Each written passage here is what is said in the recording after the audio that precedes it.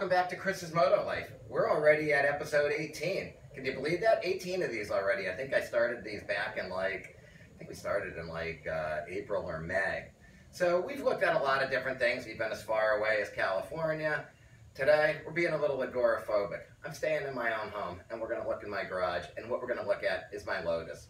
This is a 1974 Lotus Europa twin cam big valve special with the 5-speed transmission. These cars were built from 1966 through 1975. This is one of the later iterations of the car.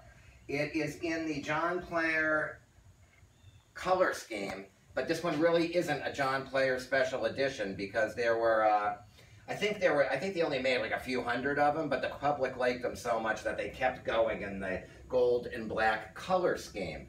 So this one is sitting here on jack stands, and I bought it 2 years ago.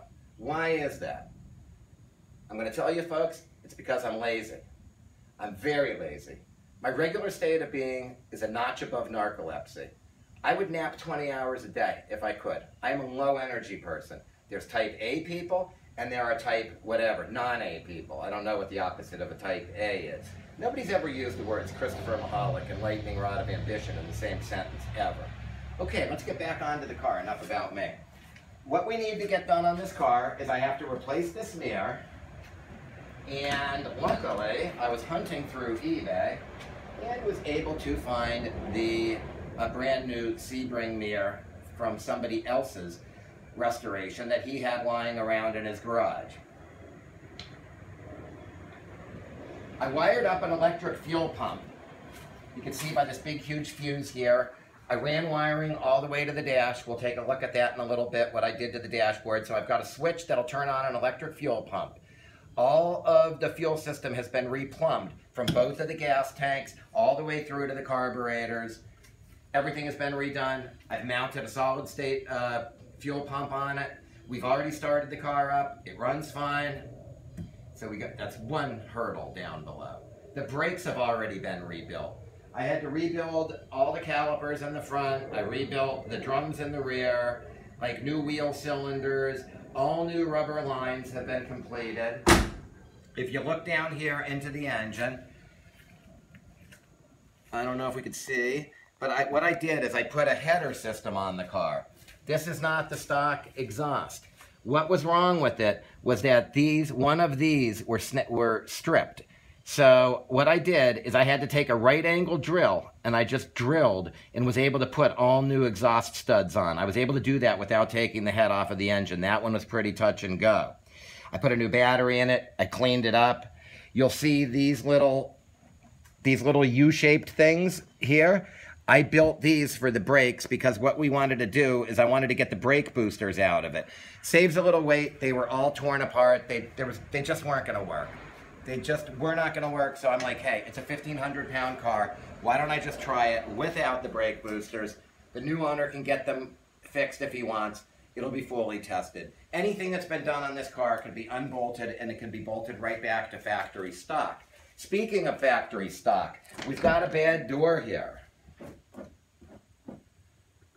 It's totally a pain. And we've got a bad latch, a loose latch. So what I've got to do is I've got to rehang this door, and I have already bought the kit. I've got the full stainless steel kit from RD Enterprises. This is the front pin that'll go in, and here's all the hardware for it. So we'll try to get that done. I may be able to reuse what's there, but if not, I have to do that. What's interesting is $37.97 is what this car is. This car is 3797R. That is the VIN number on this car, and I always thought this door looked suspicious, but nope, this is the original door that was on the car. I think it's because they were made in England, and Colin Chapman, all he cared about was lightness. These weren't really made to be pretty. I mean, my 911 is built like it's carved out of a single piece of steel, where this one is kind of like, it looks like it was molded in somebody's surfboard shop. It's a pretty cool car. I think we're going to have a lot of fun with it. I think they made about 4,900, I think I said, of these. And I don't know how many of them had the 5-speed. I'm lucky that we have the 5-speed in here. So I think really what I'm going to need is maybe 1 or 2 people to come over here and stand behind me with electric cattle prods and just force the issue and make me finish this car. I want this car done within a month. I want it out of here. It's been in my garage for like 2 years, and I think we should just have some fun with it and drive it around. So, any of you Lotus fans, there will be another Lotus on the road waiting for you. It's got your name written all over it in the right colors with the 5-speed. All right, as usual, I want to thank you so much for coming by and visiting Chris's Moto Life. If you got the electric cattle prod and you want to force me to work, or, you know, maybe even a knife in my back, where if I like back up, I'll hit a knife or something, so it'll force me on the car. I need to be forced to finish this car. So I want you all to have the most awesome week, and I hope to see you next week again.